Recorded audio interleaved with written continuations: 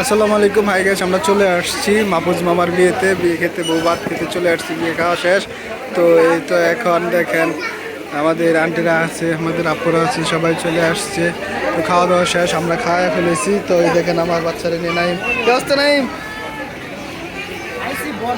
হ্যাঁ, ভরপুর। তুমি খাইছো কেমন? তাই তুমি খাইছো কেমন? হ্যাঁ হ্যাঁ দে, হ্যাঁ তোমরা তো কেমন খাইছো দুইজনে?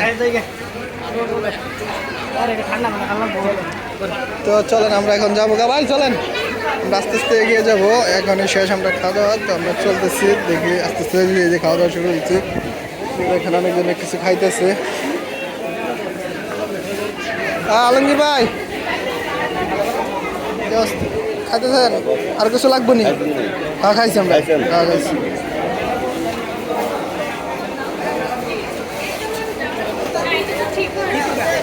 হ্যাঁ